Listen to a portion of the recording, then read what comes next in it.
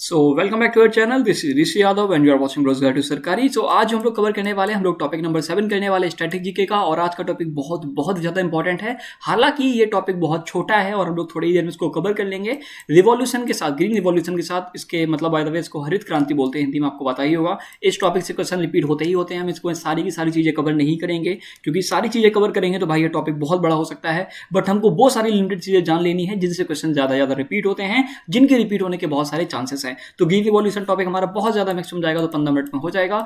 इसके बाद हम लोग इसके क्वेश्चंस करेंगे। जो दूसरे रिवॉल्यूशन हुए कि दूसरा रिवॉल्यूशन जैसे कि येलो रिवॉल्यूशन क्या था, गोल्डन रिवॉल्यूशन क्या था, वो किससे रिलेटेड है, बस वो हमको याद करना होता है। रिवॉल्यूशन क्या था, किससे रिलेटेड, और उनके बारे में अगर एक दो फैक्ट याद कर लेंगे तो वो मोर देन इनफ हो जाएगा हमारे लिए। तो चलो आज स्टार्ट कर देते हैं। ग्रीन रिवॉल्यूशन क्या है? By the way green revolution है क्या, सबसे पहले ये जानते हैं। तो हाई यील्डिंग वैरायटी सीड्स का यूज करना, केमिकल फर्टिलाइजर्स का यूज करना, इरिगेशन मेथड्स का यूज करना, टेक्नोलॉजी का यूज करना, जिससे हमारा फूड प्रोडक्शन बढ़े, उसी को हमने ग्रीन रेवोल्यूशन बोला, जो मैं अभी बोला। इसके अलावा आपको ग्रीन रेवोल्यूशन की और कोई डेफिनेशन जानने की नीड नहीं है। अब इंडिया में देखो ग्रीन रेवोल्यूशन अलग हुआ, वर्ल्ड में ग्रीन रेवोल्यूशन अलग हुआ। ऐसा नहीं है कि सिर्फ इंडिया में हुआ, इंडिया में तो बाद में आया, पहले वर्ल्ड में आया। तो वर्ल्ड में जो फादर माना जाता है वो किसको माना जाता है? फादर ऑफ ग्रीन रेवोल्यूशन वो माना जाता है नॉर्मन वॉरलॉक को। ठीक है, नॉर्मन वॉरलॉक जो कि अमेरिकन एग्रोनोमिस्ट है। एग्रोनोमिस्ट मतलब वही एग्रीकल्चर से रिलेटेड है। इन्होंने ग्रीन रेवोल्यूशन को स्टार्ट किया था तो मिडिल ऑफ 20th सेंचुरी में। ठीक है, और हर कंट्री में जो मोस्टली स्टार्टिंग में जो ग्रीन रेवोल्यूशन जो पहले हुए अलग अलग कंट्रीज में, सारे के सारे इन्होंने ही स्टार्ट किए थे। मतलब नॉर्मन वॉरलॉक ने ही स्टार्ट किए थे। और जब ये इन्होंने ही स्टार्ट करे थे हर जगह, तो इनको हमने क्या बोल दिया? Father of green revolution in world. मतलब वर्ल्ड में फादर ऑफ ग्रीन रिवॉल्यूशन इनको कंसीडर किया जाता है, इनको कंसीडर किया जाता है। और इन्होंने 100 करोड़ से ज्यादा लोगों की हेल्प करी। किससे? कि उनके पास फूड सप्लाई आ पाए और वो खाना खा पाए। और जब उन्होंने इतने ज्यादा लोगों की मदद करी, ग्रीन रेवोल्यूशन को इंट्रोड्यूस करा, तो उनको नोबेल पीस प्राइज भी मिला। कब? 1970 में। किसके लिए? उनके कंट्रीब्यूशन ग्रीन रेवोल्यूशन के लिए। अब इंडिया में अगर बात करें तो इंडिया में जो हम माना जाता है ग्रीन रेवोल्यूशन का फादर, वो किनको मानते हैं? MS स्वामीनाथन को। क्योंकि इंडिया में इन्होंने चीज को लीड करा, इन्होंने चीज को सपोर्ट करा। और जो ग्लोबल एक्सपर्ट थे नॉर्मन वॉरलॉक, उन्होंने भी इन चीज को सपोर्ट करा जब इंडिया में ये सारी चीजें हो रही थी। Transform India from a food deficit nation के ऐसा देश जिसके पास खाने को खाना तक नहीं था, वो कैसे सेल्फ सफिशिएंट बना के, मतलब अब तो खुद खाने को है। स्पेशली ये जो चीजें हम लोगों ने करी वो व्हीट और राइस में करी, क्योंकि यही चीजें जो इंडिया में ज्यादा खाई जाती हैं। तो ऐसा देखो, इसके बहुत सारे डीमेरिट्स भी थे, बहुत सारी दिक्कतें भी आई, बहुत सारे फायदे हुए ग्रीन रिवॉल्यूशन के, बट बहुत सारी दिक्कतें भी आई। क्योंकि हम लोग सिर्फ कुछ जो वेराइटीज हैं, कुछ जो फूड ग्रेन्स है, उन पर ही फोकस कर रहे थे, हर एक चीज पे फोकस नहीं कर रहे थे। तो इसी वजह से रीजनल और इकोलॉजिकल इम्बैलेंसेस भी देखने को मिले। अब बैकग्राउंड हम लोग वर्ल्ड का जान चुके हैं। ग्रीन रिवॉल्यूशन का फादर नॉर्मन वॉरलॉक को बोला गया, मिडिल 20th सेंचुरी में इन्हें स्टार्ट किया था। फादर ऑफ ग्रीन रिवॉल्यूशन भी हम लोग बोलते हैं वर्ल्ड के लेवल पे। और इंडिया के लेवल पे किसको बोलते हैं जरा कमेंट करके बता दीजिए। मैं सेम चीज अभी आपको बताया था। 100 करोड़ से ज्यादा लोगों को जो भूखमरी की चीज है उससे ऊपर लाए, इसीलिए इनको नोबेल पीस प्राइज मिला इनकी ग्रीन रिवॉल्यूशन के कंट्रीब्यूशन के लिए। इंडिया के पर्सपेक्टिव से जान लेते हैं कि इंडिया में क्या हुआ कि सीवियर फूड शॉर्टेज, इंडिया में कमी हो गई खाने की बहुत ज्यादा। कब? 1960s, अर्ली 1960s में। और हम लोग पूरा का पूरा डिपेंडेंट थे यूएस इंपोर्ट्स। और यूएस हम लोग क्या मंगा रहे थे? ये मंगा रहे थे PL 480। और माना जाता है कि यहाँ पे ये जो सीड्स है ना, ये वो अपने सुअरों को खिलाते थे चारे में। ठीक है, और वो हम लोग को ये दे रहे थे। तो इसी वजह से दिक्कत आई और हम लोगों ने बोला यार अब तो हमें अपनी हरित क्रांति करनी ही पड़ेगी, जो बाहर अलग अलग देशों में हो रही थी। तो उस टाइम पे पॉलिटिकल कंटेक्स्ट याद रखो कि लाल बहादुर शास्त्री जी बोलते कि जय जवान जय किसान, हम लोग ज्यादा उगाएंगे। और भले ही अगर हम पूरे दिन ना खा पाए, जैसे जरूरी नहीं कि हम लोग पूरे 7 दिन खाएं, एक दिन हम व्रत भी रहेंगे, ताकि जो फूड शॉर्टेज है वो इंडिया का उसको कंट्रोल किया जा सके। इंस्टीट्यूशन उसकी बात करें तो फोर्ड फाउंडेशन और रॉकेट फेलर फाउंडेशन सपोर्ट करते हैं रिसर्च को। बहुत इंपॉर्टेंट पॉइंट है, क्वेश्चन यहाँ से सीधे बनेंगे। जय जवान जय किसान बहुत इंपॉर्टेंट है। और ये जो आपसे पूछा है ये, इसको भी बहुत इंपॉर्टेंट है। ठीक है, इसको भी देख लीजिएगा। ठीक है, कौन से टाइप के सीड आया करते थे। ठीक है, ये सारी की सारी पॉइंट बहुत इंपॉर्टेंट, सबको आपको रट लेना है। लीडर की बात करें तो government launch green revolution under MS Swaminathan. कि गवर्नमेंट ने जो लॉन्च करा था ग्रीन रिवॉल्यूशन, किसके अंडर में किया था? MS स्वामीनाथन के, क्योंकि यही फादर ऑफ ग्रीन रिवॉल्यूशन कहलाए। और इन्होंने ही सारी चीजें करी थी, ये सुपरवाइज कर रहे थे 1965 में कि क्या चीजें कैसे हुआ। बिल्कुल नहीं बोल सकते कि 1965 में ही लॉन्च हुआ। अब क्यों नहीं बोल सकते वो भी मैं नीचे आपको बताऊंगा, क्योंकि ये धीरे धीरे लॉन्च हो रहा था ना। ऐसा तो नहीं कि आज से लॉन्च है, ऐसा नहीं है। सारी चीजें रेडी नहीं थी, धीरे धीरे हो रहा था। ठीक है, तो father of green revolution India में किसको बोला जाता है? MS स्वामीनाथन को बोला जाता है। It is considered as the third agriculture revolution. और इसको हम लोग थर्ड एग्रीकल्चर रिवॉल्यूशन बोले। भैया थर्ड क्यों बोलना है? इससे पहले भी हुए थे क्या? हाँ, तो न्यूलिथिक जो एग्रीकल्चर रिवॉल्यूशन हुआ था और जो ब्रिटिश एग्रीकल्चर रिवॉल्यूशन हुआ था, उसके बाद ये थर्ड होता है। ठीक है, तो इस फैक्ट को भी थोड़ा सा याद रखेंगे, वैसे कभी पूछेगा नहीं। अभी जो ग्रीन रेवोल्यूशन का बेसिक था वो हमने समझ लिया है। अब हम लोग बात करें ग्रीन रेवोल्यूशन इंडिया में कैसा आया। तो बंगाल फैमाइन आपको पता हो चाहे ना हो, लेकिन याद रखिए कि 1943 में एक बंगाल फैमाइन आया था जिसमें बहुत ज़्यादा भुखमरी फैल गई थी। तो बंगाल फैमाइन एक इतना ज़्यादा फूड क्राइसिस हो गया था, इंडिया का वर्स्ट फूड क्राइसिस हो गया, ये समझो कि 40 लाख से ज़्यादा लोग ईस्टर्न इंडिया में ख़त्म हो गए थे, मारे गए थे फूड क्राइसिस की वजह से। 1947 से लेकर 1967 India government focus on expand farming areas neglecting productivity and technological advancement. कि इंडिया के इन्होंने ये सोचा कि गवर्नमेंट ने किस चीज़ पर फोकस किया 1947 से 67 में, कि हम जो फार्मिंग एरिया है उनको बढ़ाएंगे। ठीक है, फार्मिंग एरिया बढ़ाते जाए, ठीक है। आप 10 बीघा में जितना कर रहे हो उतना इंसान 2 बीघा में कर रहा है। मतलब ये है कि हमने प्रोडक्टिविटी पे इतना काम नहीं करा। हमने कहा भैया बहुत सारे एरिया में करेंगे तो कम से कम उग ही जाएगा, बहुत सारा उग जाएगा। बट अगर हम लोग टेक्नोलॉजीज का यूज करते, प्रोडक्टिविटी मेथड्स का यूज करते, तो हम लोग उस 10 बीघा में 100 टन उगा पाते। मतलब एग्जाम्पल के लिए बता रहा हूं, जितना हम लोग 200 बीघा में भी नहीं उगा पाए, है ना। और इस गैप को और इस नीड को फिल करने के लिए जहां पे हमको सारी दिक्कतें हो रही थी, उस टाइम पे लॉन्च होता है ग्रीन रिवॉल्यूशन। इसका जो ईयर है वो ये याद रखना है, 1967 से 1968।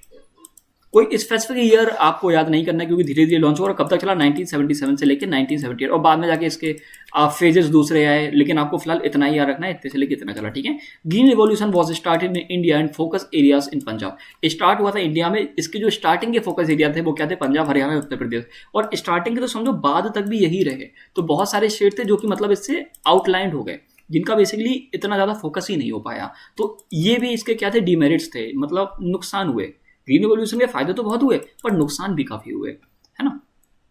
Green Revolution refers to the period where Indian agriculture was converted into an industrial system with the help of modern technology and agricultural methods। सीधी बात है कि ग्रीन रेवोल्यूशन हम उस पीरियड, उस समय काल की बात कर रहे हैं जिस समय काल में इंडियन एग्रीकल्चर को कन्वर्ट कर दिया गया था। इंडियन एग्रीकल्चर को कन्वर्ट कर दिया गया था हेल्प से, इंडस्ट्रियल सिस्टम लाए थे, मॉडर्न टेक्नोलॉजी लाए थे, एग्रीकल्चर मेथड्स लाए थे, ताकि हमारी प्रोडक्टिविटी बढ़ पाए। और जो मॉडर्न टेक्नोलॉजी और एग्रीकल्चर थे वो क्या थे, HYV सीड्स थी, HYV सीड्स थे। और जो HYV सीड्स है इनका फुल फॉर्म हमेशा याद रखिएगा, बिल्कुल मत भूलिएगा, हाई यील्डिंग वेराइटी सीड्स। मतलब ये जैसे एक मैंने बीज डाला तो मात्र से 10 ग्राम निकलता है, बट अगर इन बीज को डालो 10, मतलब ये बीज अगर डालो तो हो सकता है 15 ग्राम निकले। तो मतलब ये हाई यील्डिंग वेराइटी सीड्स थे। Tractors, irrigation facilities, pesticide and fertilisers, इन सब का इंट्रोडक्शन इंडिया में हुआ। पहले हम लोग जो ट्रेडिशनल मेथड से, हल से, उन सारी चीज़ों का यूज़ कर रहे थे, ट्रैक्टर्स वगैरह का यूज़ नहीं कर रहे थे, तो उन सबको खत्म करके इन सारी चीज़ों का यूज़ करा। और इन सारी चीज़ों का यूज़ करा तो प्रोडक्टिविटी बढ़ेगी, प्रोडक्शन बढ़ेगा, प्रोडक्शन बढ़ेगा तो हम लोग सेल्फ रिलायंस बन जाएंगे, सेल्फ सफिशिएंट हो जाएंगे, और सेल्फ सफिशिएंट हो जाएंगे तो हमारे पास खाने की कम से कम किल्लत नहीं होगी। और एक टाइम ऐसा भी आया कि इंडिया ने इतना ज़्यादा उगाया कि इंडिया एक्सपोर्ट तक करने लगा। पहले जो मांगा करता था यूएस से, और वो वाले सीड्स दिया करता था जो कि वो सुअरों को खिलाता है, तो अब हम लोग भी एक्सपोर्ट करने लगे, हमारे पास इतना आ गया। तो ये देखो कि समय बदला, टाइम लगा, ग्रीन रिवॉल्यूशन सक्सेस था, बट कहीं जगह ये लैग कर गया, काफी जगह दिक्कतें हुई। अब वो कहाँ हुई वो भी देखने वाली बात है। Sorry, founded by Indian government, और फंडेड बाय, ठीक है, funded by Indian and US government. US government और इंडियन गवर्नमेंट इसको बेसिकली फंड करती है, including Ford foundation and the rocket failure foundation. ये दोनों के दोनों नाम बहुत इंपॉर्टेंट है, इसको याद रखिएगा, ठीक है।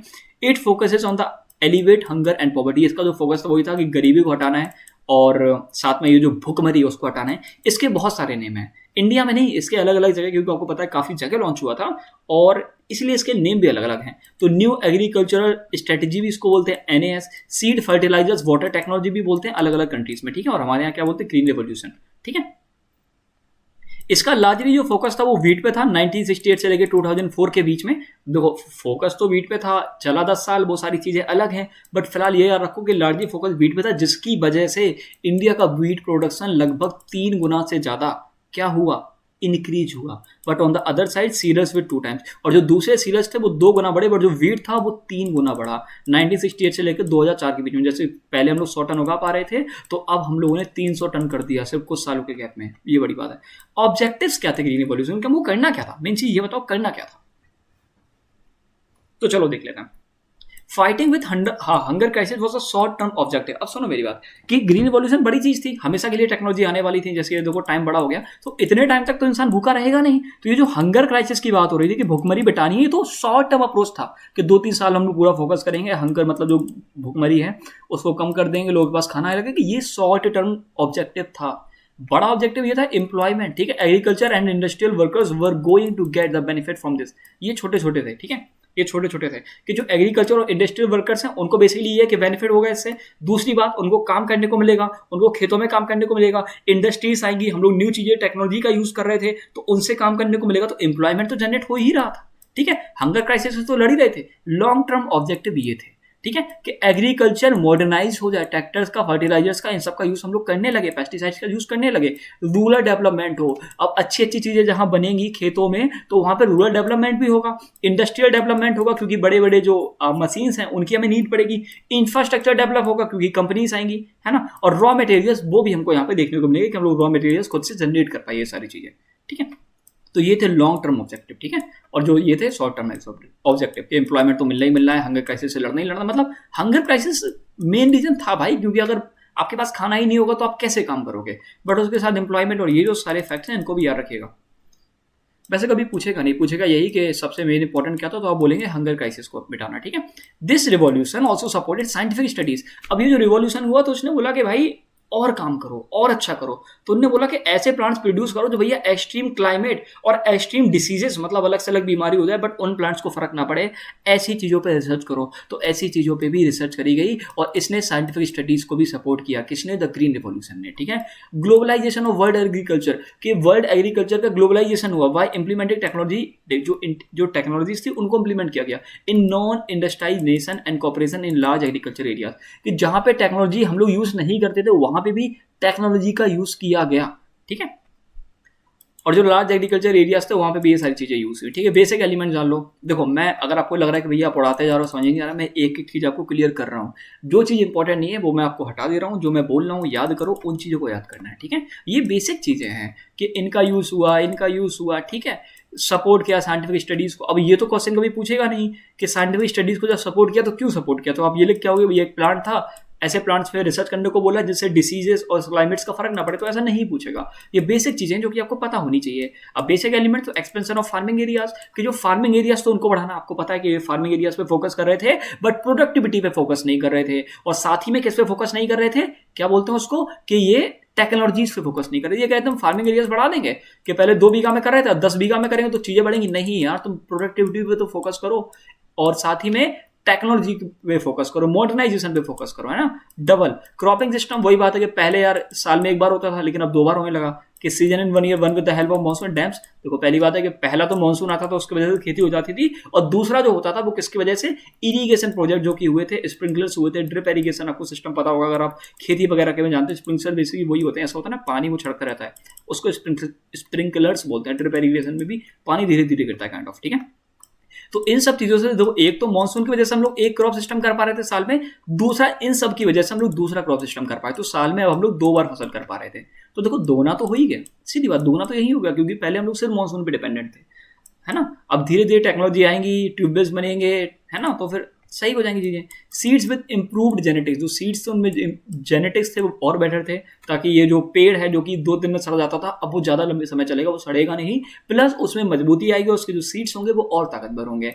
ICAR, ये थोड़ा इंपॉर्टेंट है, इसको याद रखेंगे। Indian council of agriculture research developed a new strains of seeds mainly including wheat, rice, millets and corn, कि ICAR ने नए तरीके के सीड्स को डेवलप किया जिसमें व्हीट, राइस, मिलेट्स और कॉर्न इंक्लूडेड थे। बहुत इंपॉर्टेंट है, ठीक है, रट लेना है इसको। Also focuses on other important crops like jowar, maize, bajra, rice and wheat. इन सब चीजों पे भी फोकस हुआ, बट बीट पे मेन फोकस था, क्योंकि इंडिया का इंसान सबसे ज्यादा रोटियां खाता है। ठीक है, और रोटी किससे बनती है, आटे से। ठीक है, तो बीट पे मेन फोकस था। फेजेस की बात करें तो कुछ कुछ फेजेस में ये चीज हुई, तो वही फेज जब जस्ट ये उसका टाइम पीरियड था, तो 1966 से लेकर 1970 एकदम स्टार्टिंग वाला फेज है। ठीक है, तो focus on wheat in Punjab, Haryana and western UP, ये फेज 1 था। फेज सेकंड 1980s के बाद का फेज है, स्प्रेड टू राइस। उसके बाद हम लोग राइस पे, मेज पे, मिलेट्स पे एम्फेसाइज करने लगे, सस्टेनेबिलिटी पे की चीजें चलती रहे आगे तक। और फेज थर्ड जो कि पोस्ट 1990s के बाद, मतलब 1990 के दशक के बाद जो चीजें हुई, उनमें हम लोग डिस्कस करने लगे किस पे, एवरग्रीन रेवोल्यूशन के, सस्टेनेबल इको फ्रेंडली फार्मिंग पे, कि ये चीजें हमेशा सस्टेन रहे, मतलब आगे की जनरेशन के लिए भी हेल्प करें। ठीक है, ये फेज 1, फेज 2, फेज 3 कोई याद करने की नीड नहीं है, बस हाँ देख लेना कि पहले फोकस किस पे था, पंजाब, हरियाणा, वेस्टर्न यूपी पे, उसके बाद राइस, मेज, मिलेट्स और इन चीजों पे भी हम लोगों ने फोकस कर दिया। ठीक है, इको फ्रेंडली फार्मिंग की मतलब जो ज़्यादा पेस्टिसाइड वो सारी चीज़ें यूज़ ना करें, क्योंकि आपको पता था कि पेस्टिसाइड आप जितना डालोगे, इंसेक्टिसाइड जितना डालोगे, इंसेक्टिसाइड आपने डाले, अब जो इंसेक्ट्स काम के होते थे फसलों के लिए वो भी मर गए, अब वो भी मर गए तो फसल आपकी धीरे धीरे वैसे ही वीक होने लगी। तो उन्होंने बोला इको फ्रेंडली होना चाहिए, इन्वायरमेंट को खतरा नहीं होना चाहिए, इस चीज़ का भी याद रखो। एवरग्रीन रिवोल्यूशन, ठीक है, ये सारी चीज़ें इंपॉर्टेंट है। अब ये एवरग्रीन रिवोल्यूशन क्या है, ठीक है, ये मैं बताऊंगा अभी आपको, ठीक है, सुनो मेरी बात, अभी बता देता हूँ, क्योंकि ये अलग तरीका रिवॉल्यूशन है, ठीक है, ये अलग तरीके का थोड़ा रिवॉल्यूशन है, ग्रीन रिवॉल्यूशन से थोड़ा सा अलग है। एवरग्रीन मतलब कि सदाबहार, अब सदाबहार मतलब हमेशा रहेगा, और हमेशा रहेगा तो सस्टेनेबल मतलब होता है कि आगे के लिए बचा के रखो, जो हमेशा रहेगा वो आगे के लिए रहेगा। तो ऐसे रिलेट कर सकते हो कि सस्टेनेबल इको फ्रेंडली फार्मिंग की बात हम लोगों ने एवरग्रीन रिवॉल्यूशन में करी। जो हम लोग अभी डिफरेंट टाइप के रिवॉल्यूशन पढ़ेंगे तब आपको ये टर्म एवरग्रीन रिवॉल्यूशन देखने को मिलेगा। उम्मीद है कि ये चीज़ आपको क्लियर हो गई। ये रटने वाला पार्ट है पूरा, ठीक है, एकदम रट डालना, एकदम रट डालना, ठीक है, रटो है। IADP 1960 में इंटेंसिव एग्रीकल्चर डिस्ट्रिक्ट प्रोग्राम बहुत इंपॉर्टेंट है, रट लेना। HYBP high yielding variety program 1966 बहुत इंपॉर्टेंट, रट लेना।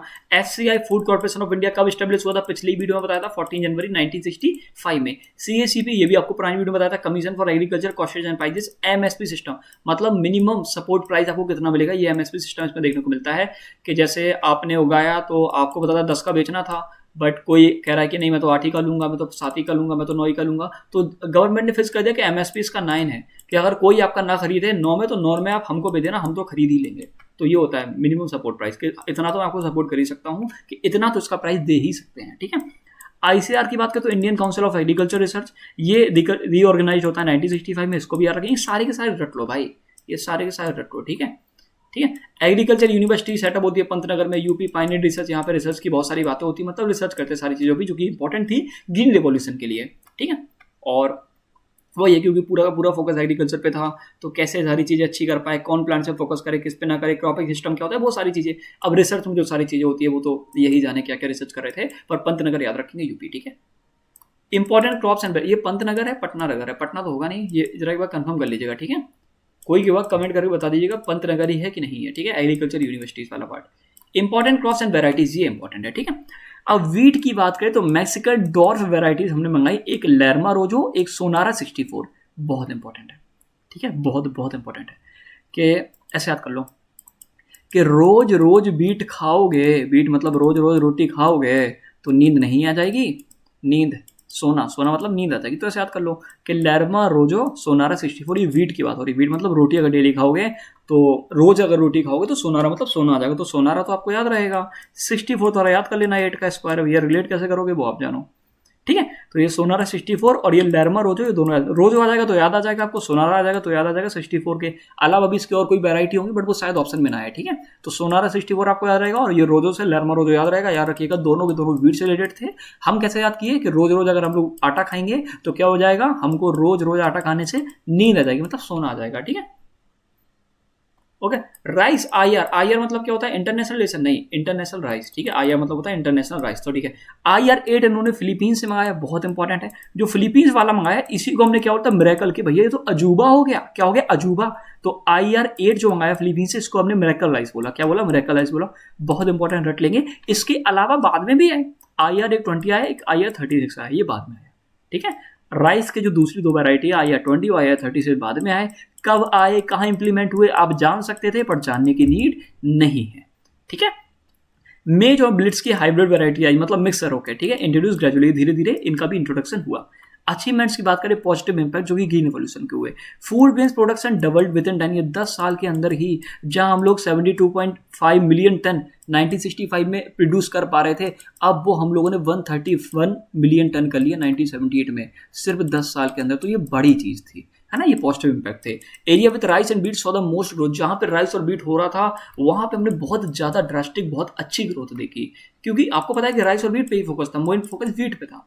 India became self sufficient, reduce imports, even started exporting, कि पहली बात तो सेल्फ सफिशिएंट बना के खुद से खाना अपने पास आ गया, बाहर से कम मंगा रहे थे और इतना करने लगे कि हम लोग एक्सपोर्ट भी करने लगे भाई बाहर। तो ये इंडिया के लिए बहुत अच्छा हुआ। Per capita availability of food increase, के पहले जो इंसान के हिस्से में 2 रोटी आ रही थी वो 4 आने लगी। पर कैपिटा, जैसे पर कैपिटा इनकम होता है ऐसी per capita availability of food भी आप समझ सकते हैं। पंजाब एंड हरियाणा इतना मतलब उन लोगों ने ग्रोथ किया कि हम लोग उनको ब्रेड बास्केट बोलने लगे। ब्रेड बेसिकली किसको बोलते हैं, रोटी को बोलते हैं काइंड ऑफ, ठीक है। वैसे रोटी को टॉर्टिला भी बोलते हैं, ब्रेड भी बोलते हैं और चपाती भी बोलते हैं, वो सारी चीज़ समझ लीजिएगा। लेकिन ब्रेड बास्केट ऑफ इंडिया हम लोग किसको बोलने लगे, पंजाब और हरियाणा को। ये असम साइड पे, बंगाल साइड पे ये इसका इतना इम्पैक्ट नहीं किया था, किसका, ग्रीन रेवोल्यूशन का, ठीक है। बूस्टेड रूरल मैकेनाइजेशन, मैकेनिकल, समझ गए, ठीक। एंड इंडस्ट्रियल ग्रोथ, ठीक है। Tractors, harvester, threshers, combines. अब ये क्या होते हैं, आपने गांव में जरूर देखे होंगे, थ्रेसर्स क्या होते हैं, ट्रैक्टर्स क्या होते हैं, हार्वेस्टर्स क्या होते हैं, कंबाइंस क्या होते हैं। इनमें सारी चीजें मतलब एक दो चीजें साथ में लगी रहती हैं। जहां तक मुझे पता है कि एक साइड से भूसा निकलता है, एक साइड से आपकी वो साफ होकर चली जाती है, मतलब ऐसे ही कुछ होता होगा, आपको आइडिया होगा इनके बारे में। तो ये टेक्नोलॉजी इंट्रोड्यूस्ड हुई। Chemical fertilizer, insecticide, pesticide and weedicides, ये डिमांड, इनकी जो डिमांड थी बढ़ गई। अब डिमांड बढ़ गई तो कंपनीज आई, है ना। फार्मर्स की इनकम इंक्रीज हुई। अब उनकी इनकम इंक्रीज हुई तो वो बोलेंगे मैं पैसा कहाँ लगाऊं, तो उन्होंने दोबारा से नई जमीनें खरीदी, नई टेक्नोलॉजी खरीदी, क्योंकि उनको पता है हम लोग टेक्नोलॉजी खरीदेंगे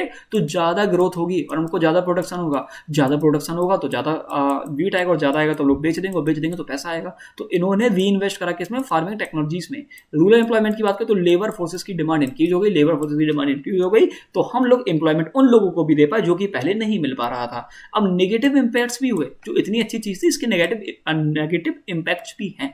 कौन कौन से हैं, रीजनल इंबैलेंस। वही बात है कि आप यार जो पूरा फोकस कर रहे हो पंजाब हरियाणा पे कर रहे हो, वेस्टर्न यूपी पे कर रहे हो, ये हमारे जो रीजनल डिस्पैरिटी है यहाँ तो कुछ हो ही नहीं रहा है भाई, ठीक है। पंजाब हरियाणा वेस्टर्न यूपी के अलावा भाई और कहीं हो ही नहीं रहा है। कहीं ज़्यादा हो गया, कहीं कम हो गया, और पंजाब में भी जहाँ हुआ वहाँ पे कुछ एरिया में बहुत ज़्यादा हो गया, कुछ एरिया में बहुत कम हुआ। तो ये तो मतलब जबरदस्ती बांट दिया, अच्छे से नहीं बांटी गई चीज़ें, ठीक है। टेक्नोलॉजी अच्छे से हर जगह नहीं आ पाई, ठीक। Non food grains like coarse cereals हो गए, pulses, oil seed, major commercial जो सीरियल्स हैं, ऊपर बात कर लेते हैं, यहाँ पे लिखे होंगे, जैसे जूट, टी, शुगर केन, इन सबको बाहर रखा गया। क्योंकि सबसे पहले आप अच्छे समझो, कह तो सकते हो कि भैया बाहर रखा गया, इनका फायदा नहीं हुआ, ये फेलियर हो गया, लेकिन ठीक से समझो, हमें जरूरत किसकी थी, वीट की। हमें जरूरत किसकी थी, राइस की। हमको तो खाने को चाहिए था, हमें नहीं चाहिए था कि हमको पनीर ही मिले, हमें दाल ही मिल जाए, कम से कम मिले तो हमें वीट ही मिल जाए। हम टी बाद में पी लेंगे, शुगर केन देख लेंगे, बट इंपॉर्टेंट जो है कम से कम वो तो पहले मिले। इसलिए ये जो फोकस था वीट और राइस जैसी चीजों पर, को लिखा है seeds were limited to only, और जो नए नए सीड्स आए थे HYB वाले सीड्स, वो राइस, वीट, ज्वार, बाजरा और मेज जैसी चीजों के लिए आए थे, जो कि बड़ी फसलें हैं, है ना, जिनको लोग खाते हैं, बड़ी मात्रा में खाते हैं। अब वो टी के लिए मान लो फसल आई, करोगे क्या टी उगाकर, तो वहां पेट भर जाएगा उससे, ऑब्वियस है कि नहीं भरेगा। तो जो मेन फोकस था वो सही फोकस था, बट कहीं ना कहीं हम लोग कह सकते हैं कि इसके डिमेरिट्स रहे, ठीक है। सोशल इनइक्वालिटी की बात करें तो रिच फार्मर्स भैया उनको ज़्यादा, जो अमीर थे वो और अमीर हो गए, जो गरीब थे वो गरीब नहीं हुए, वो भी अमीर हुए बट इतने नहीं हुए, ठीक है। तो भैया ये तो इनमें कोई दिक्कत ही नहीं हुई है कि जो अमीर है उसके पास ज़्यादा ज़मीन होगी, वो तो ज़्यादा उगाएगा ही ना, वो तो टेक्नोलॉजी का यूज़ करेगा ही ना। बट हम लोग कह सकते हैं ना कि देश अपना है, लोग अपने हैं। जैसे देश के 4 बच्चे हैं तो वो तो चाहेगा ना कि चारों बच्चे अच्छे हो, वो नहीं चाहेगा कि एक बहुत ज़्यादा अमीर हो जाए, एक एकदम गरीब रहे, है ना। तो यही होता है, तभी रिजर्वेशन आता है, पता है आपको, कि हम सब देश के ही बच्चे हैं, तो देश क्या चाहता है कि सबका भला हो, इसी वजह से रिजर्वेशन आता है। तो वही बात है कि आप भी अमीर हो रहे थे और जो स्मॉल फार्मर्स थे वो भी अमीर हो रहे थे, बट इतने नहीं हो रहे थे। तो हमने बोला कि सोशल इनइक्वालिटी भी यहाँ पे देखने को मिली, और ये इंट्रा रीजनल डिस्पैरिटी की अलग अलग रीजन्स में अलग अलग, कहीं ज़्यादा ग्रोथ हुई, कहीं कम ग्रोथ हुई। TGR भैया, TGR क्या है, द ग्रीन रिवॉल्यूशन, ठीक है, डरो मत। जो देशों में लिख दिया था, TGR मतलब होता है द ग्रीन रिवॉल्यूशन, ठीक है। ये सिर्फ 40% एरिया कवर कर पाया, ठीक है। असम, बिहार, वेस्ट बंगाल, उड़ीसा, इनको तो छोड़ ही दिया गया, यहाँ तो फोकस ही नहीं था भाई। और साउथ में चले जाओ तो चले जाएं, वहाँ तो फिर ठीक है। सोशल डिग्रेडेशन, अब वही बात है कि वहाँ पे रिसोर्सेज भी नहीं है, जमीन वैसी नहीं है कि इतनी, मतलब जमीन प्रोडक्टिव नहीं है जितनी यहाँ पे है, काइंड ऑफ, ठीक है। समझा करो थोड़ा थोड़ा लेकिन हाँ, जाना तो चाहिए था ना, ठीक है। इन्वायरमेंटल इशूज की बात करें तो सॉइल डिग्रेड हो गई, अब तुम पेस्टिसाइड्स ही यूज कर रहे हो, इंसेक्टिसाइड ही यूज कर रहे हो, तो ग्राउंड वाटर नीचे चला जाएगा। ओवर यूज करोगे तो भाई वो जमीन बचेगी नहीं कि वो दोबारा खेती कर पाए, है ना। आपने उगा तो लिया लेकिन आपने उसका फिर पूरा यूज कर लिया, वो आपके काम ही नहीं आने वाली है। बायोडाइवर्सिटी का लॉस हो गया, मोनोक्रॉपिंग, रिड्यूस क्रॉप डाइवर्सिटी, मतलब एक ही क्रॉप की वजह से रिड्यूस हो गई क्रॉप की डाइवर्सिटी के। पहले क्रॉप जो 10-15 चीज़ें उगा सकती थी, अब आप कह रहे हो चलो वीट उगाएंगे, फिर आप कह रहे हो चलो फिर वीट उगाएंगे, फिर आप कह रहे हो चलो फिर से वीट उगाएंगे। तो भैया अब वो कह रही है अब हम वीट ही उगाएंगे, अब हम नहीं उगा पाएंगे सारी चीज़ें, अब जो डाइवर्सिटी थी वो मेरी खत्म हो गई है, ठीक है। डेप्ट ट्रैप, राइजिंग इनपुट्स बढ़ गए और जो फार्मर्स थे वो डेप्ट में चले गए, मतलब किसमें, मतलब कर्जे में। तो ये टॉपिक हो गया। चलो लगता है मुझे 22 मिनट लग गए होंगे, हाँ 23 मिनट लग गए, 24 मिनट लग गए ग्रीन रिवॉल्यूशन खत्म करने के लिए। अब इंपॉर्टेंट रिवॉल्यूशन इसके अलावा भी हुए, तो व्हाइट रिवॉल्यूशन। अब व्हाइट मतलब होता है सफेद, जो सफेद क्या होता है, दूध होता है। दूध कहाँ से आता है, डेयरी से। तो व्हाइट रिवॉल्यूशन में किसकी बात कर रहे थे, डेयरी की। बस इतना ही करना है, ये पढ़ लोगे तो इंपॉर्टेंट हो जाएगा, ठीक है। ये पढ़ लो, ऑपरेशन फ्लड आया 1970 में, led by Verghese Kurien, made the India's largest milk producer, कि इंडिया को लार्जेस्ट मिल्क प्रोड्यूसर बना दिया। ये सारा का सारा फैक्ट इंपॉर्टेंट है, रट लेना, ठीक है। ये आ सकता है नाम, वर्गीसी कुरियन का नाम आ सकता है, बहुत इंपॉर्टेंट है। और ऑपरेशन फ्लड मतलब बाढ़ आ गई। बाढ़ किसकी आ गई? दूध की बाढ़ आ गई, क्योंकि यहाँ पे व्हाइट रेवोल्यूशन की बात करें। ब्लू रेवोल्यूशन, अब भैया ब्लू रेवोल्यूशन ऐसे याद करो कि एक्वा मतलब होता है, एक्वा मतलब वाटर से रिलेटेड, वाटर मतलब वाटर कैसा होता है? ब्लू होता है, तो ऐसे याद कर सकते हो। और फिश मतलब मछली, मछली कहाँ मिलती है? पानी में, पानी होता है ब्लू। तो ब्लू रेवोल्यूशन में फिशरीज और एक्वाकल्चर, एक्वाकल्चर मतलब जितना भी पानी से रिलेटेड चीजें हैं उन पे फोकस कर रहे थे। Focus on fish production, national fisheries development board, inland plus marine जो फिशरीज थी उन पे फोकस कर रहे थे। सिल्वर रेवोल्यूशन, अब अंडा आपको पता है व्हाइट दिखता है, लेकिन हम लोग सोच रहे थे कि व्हाइट के साथ थोड़ा थोड़ा सिल्वर दिखता है ना। तो सिल्वर रिवॉल्यूशन किसके लिए था? एग और पोल्ट्री के था। Boost and egg production 1980s, associated with the Indira Gandhi era, जो इंदिरा गांधी जी थी उस टाइम की ये बात हो रही है, उस टाइम पे ये आया था। गोल्डन रेवोल्यूशन, गोल्डन मतलब होता है एकदम सोने की तरह, और जो शहद होती है सोने की तरह होती है, तो हॉर्टिकल्चर याद रखेंगे, ठीक है। फ्रूट्स, वेजिटेबल, हनी, ठीक है, हनी से याद कर लो। लिंक्ड विद NHB, ठीक है, नेशनल हॉर्टिकल्चर बोर्ड, ठीक है। इन सारी चीजों का गोल्डन रेवोल्यूशन से सीधा शहद याद कर लो, शहद से आपको हॉर्टिकल्चर याद रहेगा। येलो रेवोल्यूशन, आपको पता है कि तेल होता है पीले रंग का, अगर आपने सरसों का तेल देखा होगा, तो येलो रेवोल्यूशन से ऑयल सीड्स याद कर लो, ठीक है। फोकस था सेल्फ रिलायंस इन एडिबल ऑयल, जिन ऑयल्स का हम यूज करते हैं खाने के लिए, खाने के लिए मतलब चीजें बनाने के लिए, तो उन पे बेसिकली हम लोग सेल्फ रिलायंस होता है। एसोसिएटेड विद सैम पिट्रोडा, ठीक है, जो सैम पिट्रोडा थे उनसे ये एसोसिएटेड है, ठीक है। कौन है इतना ज्यादा जानने के लिए नहीं है, नेम याद कर लोगे मोर देन इनफ है, ठीक है। वैसे तो यही दो चीजें याद करनी होती है, बट ये कर लोगे तो आप एकदम एग्जाम रेडी हो जाओगे। ब्राउन रिवॉल्यूशन की बात करो तो लेदर हुआ, ब्राउन लेदर होता है, पता ही होगा, ठीक है, ठीक है। और ककोआ मतलब वो शायद उससे रिलेटेड होता है, खाने वाला काइंड ऑफ कुछ। ग्रे रिवॉल्यूशन फर्टिलाइजर, ठीक है। ग्रे मतलब ये समझो कि जो चीज धीरे धीरे हमारी जमीन काली होती जा रही, ग्रे होती जा रही, क्योंकि वो फर्टिलाइजर्स का बहुत यूज कर रहे हैं, तो ऐसे रिलेट कर सकते हो। पिंक रिवॉल्यूशन मतलब मीट और ऑनियन, मीट का भी रेड रिवॉल्यूशन भी देखने को मिलेगा, लेकिन रेड रिवॉल्यूशन में साथ में आपको टोमेटो भी देखने को मिलेगा। टोमेटो और मीट देखने को मिले तो रेड रिवॉल्यूशन, और पिंक रिवॉल्यूशन मतलब मीट और अनियन। आपको पता है कि अनियन भी पिंक होती है, मीट भी पिंक होता है, ठीक है। Often refers to the meat production, specially poultry and processed meat, sometimes onion production से भी रिलेटेड होता है पिंक रिवॉल्यूशन। राउंड रिवॉल्यूशन की बात करें तो राउंड रिवॉल्यूशन मतलब होता है पोटैटो, पोटैटो होता है गोल, अब पोटैटो गोल होगा तो भी राउंड रिवॉल्यूशन की यहीं पे बात होगी। वैसे ही याद हो जाएगा कि पोटैटो भाई आलू आया। अच्छा, आलू कहाँ से आया इंडिया में? क्या इंडिया पहले से आलू उगाती थी कि आलू बाहर से आया? गोल्डन फाइबर, अब आपको पता है फाइबर मतलब होता है काइंड ऑफ रेसा, है ना, धागा वगैरह। तो जो गोल्डन फाइबर रिवॉल्यूशन हुआ वो जूट के लिए हुआ। ब्लैक रिवॉल्यूशन किसके लिए हुआ? पेट्रोलियम और क्रूड ऑयल के लिए हुआ। रेड रिवॉल्यूशन अभी बताया था, मीट तो था ही था, लेकिन टोमेटो भी था। दोनों ऑप्शन में आ जाएंगे तो क्या लगाएंगे? तो हम पिंक रेवोल्यूशन लगा देंगे मीट की अगर बात करेंगे तो, है ना। और मैं कंफर्म करके इसको नोट पे लिख दूंगा कि अगर दोनों ऑप्शन में आ जाए तो आप क्या करेंगे। वैसे आएंगे नहीं, बट आ जाए तो, क्योंकि एक क्वेश्चन है जिसमें दोनों साथ में है, ठीक है, मतलब जो मैंने बनाया है। रिन्यूएबल रिवोल्यूशन की बात करें तो इंटीग्रेटेड एग्रीकल्चर, ये इंपॉर्टेंट याद है। Combination of all revolution, holistic growth in agriculture, कि इन सारे रिवोल्यूशन का एक कॉम्बिनेशन था, एक हॉलिस्टिक वे का हमने यूज करा एग्रीकल्चर की ग्रोथ के लिए। तो रेनबो में बहुत सारे कलर्स होते हैं ना, और ये बहुत सारे कलर के रिवोल्यूशन है ना, तो जितने भी कलर के रिवोल्यूशन है उन सब पे फोकस करके हमने कॉम्बिनेशन बना दिया ताकि हमारी ग्रोथ बढ़ पाए। इसी को हमने क्या बोला? इंटीग्रेटेड एग्रीकल्चर बोला। कृष्णा ब्लैक रिवोल्यूशन, जिसको कोल के ऊपर फोकस हुआ। सिल्वर फाइबर कॉटन पे फोकस हुआ। एवरग्रीन रिवोल्यूशन, जो कि मैं आपको ऊपर एक्सप्लेन कर रहा था, सस्टेनेबल एग्रीकल्चर। एवरग्रीन मतलब सदाबहार है, सस्टेनेबल मतलब जो आगे से चले। Concept by M S Swaminathan, productivity with sustainability, कि प्रोडक्टिविटी तो भाई मतलब प्रोडक्टिविटी तो बढ़े बट सस्टेन रहे, मतलब आगे की जनरेशन के लिए भी यूजफुल रहे। गोल्डन फाइबर देख चुके थे। White revolution second modern dairy से है, ठीक है। बायोटेक रिवॉल्यूशन इंपॉर्टेंट है। जेनेटिक इंजीनियर मतलब GM क्रॉप्स, ठीक है। बायो फर्टिलाइजर, बायो पेस्टिसाइड, ठीक है, जीन से रिलेटेड था ये चीजें। जीन रिवॉल्यूशन ये वाला भी है, GM क्रॉप्स वाला, ठीक है।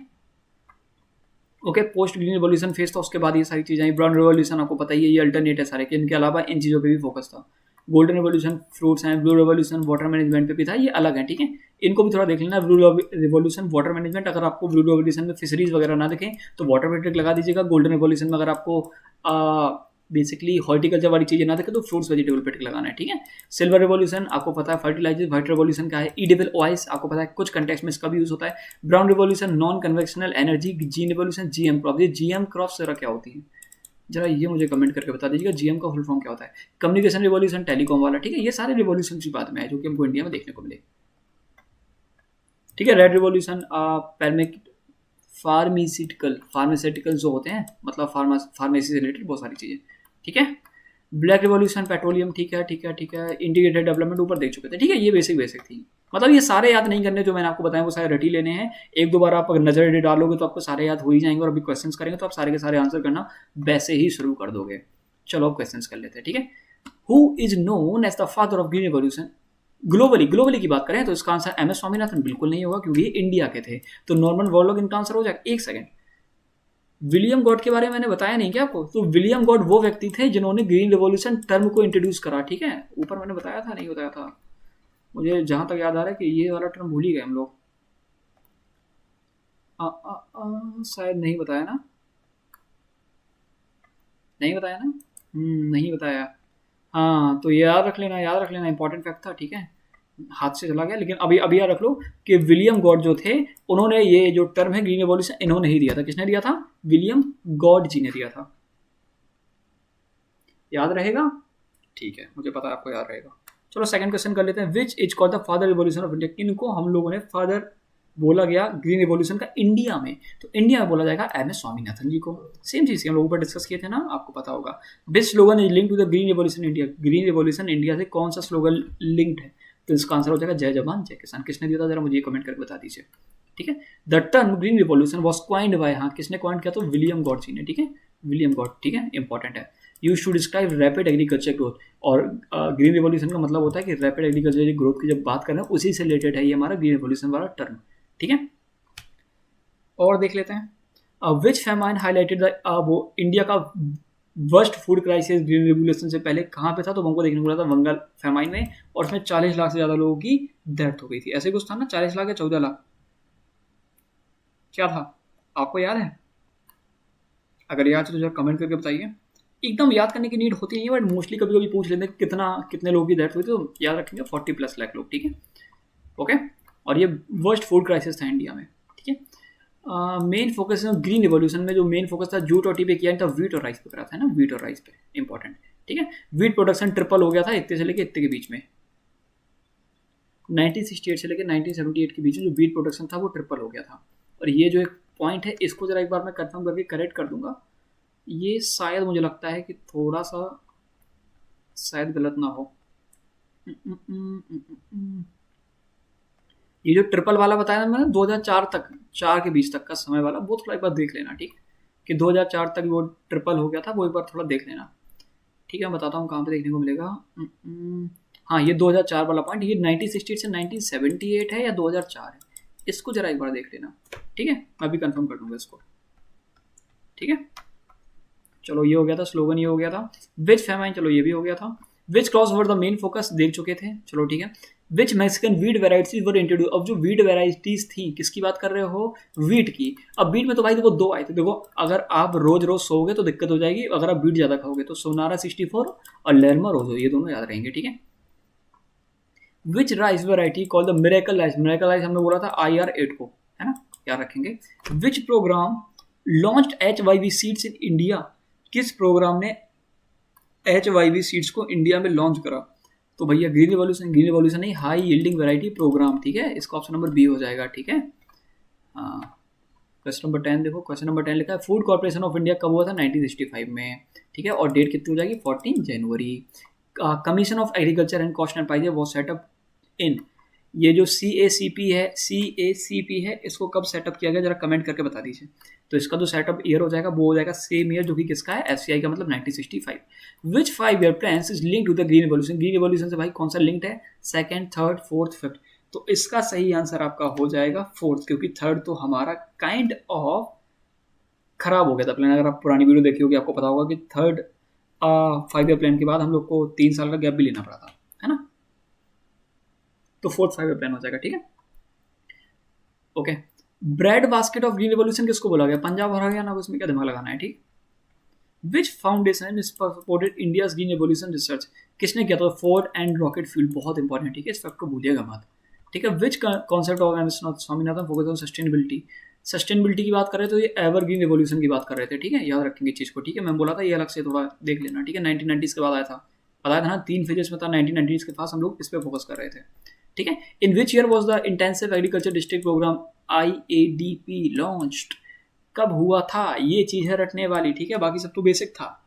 ये चीज़ अगर नहीं रटोगे तो दिक्कत हो जाएगी। तो इसका आंसर हो जाएगा कितना? 1965, 1960, 96, नहीं, इसका आंसर हो जाएगा 1960, ठीक है, 1960s का आंसर हो जाएगा।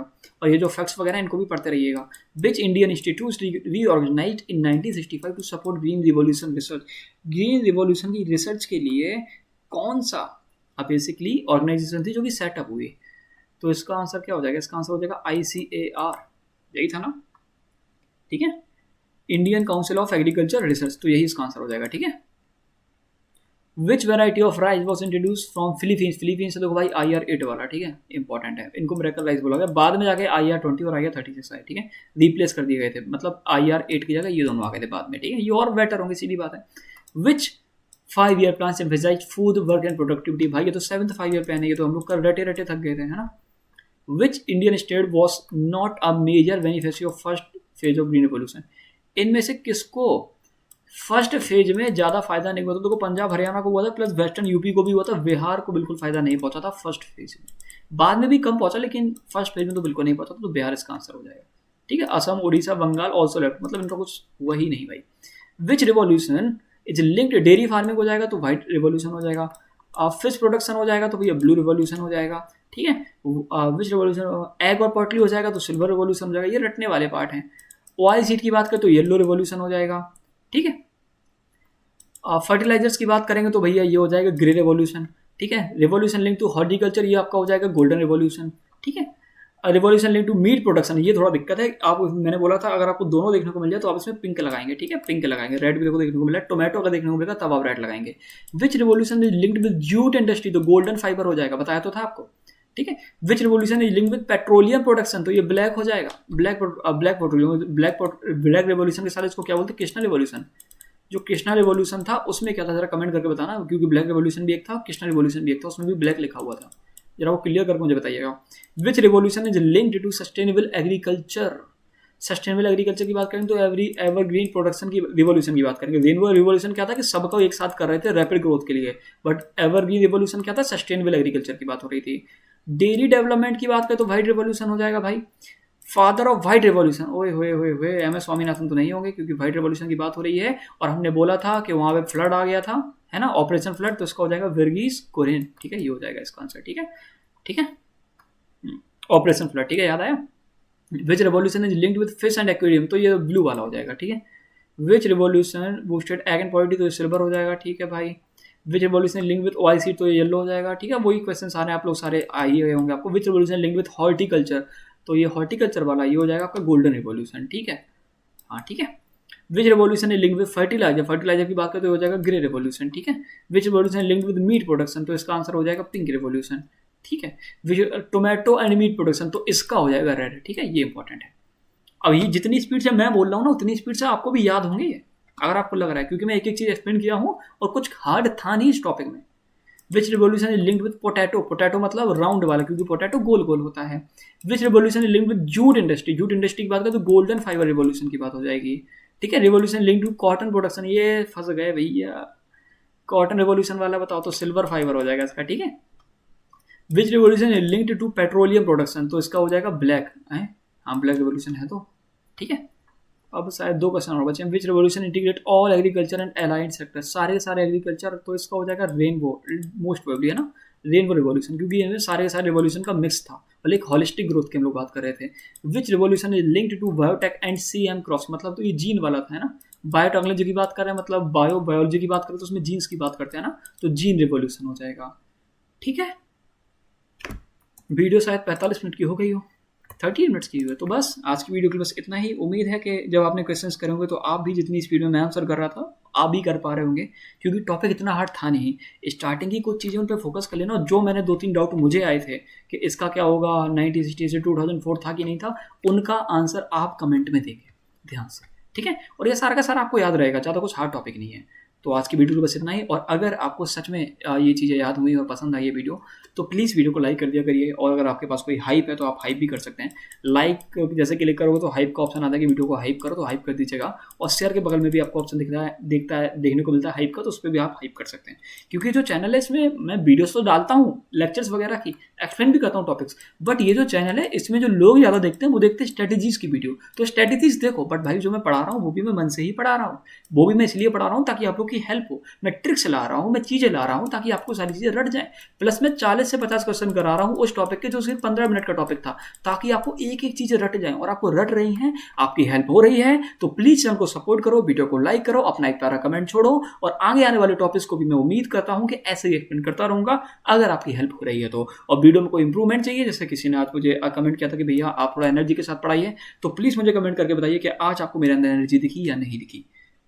उस वीडियो में शायद मैं थोड़ा सो के बोल रहा था, तो उसके लिए मुझे माफ़ी चाहूँगा मैं। बट हाँ, लेक्चर्स में जैसे कि आपको पता होगा कि मैं कल एक लेक्चर लिया था 5 ईयर प्लान का, तो उसमें एनर्जी मेरी डाउन थी, प्लस नेटवर्क इशू था, बहुत ही दिमाग खराब था, तो उसको मैं दोबारा लेक्चर ले लिया हूँ उसका और अपलोड भी कर दिया हूँ। शाम को वो वीडियो आपको देखने को मिल गई होगी, है ना?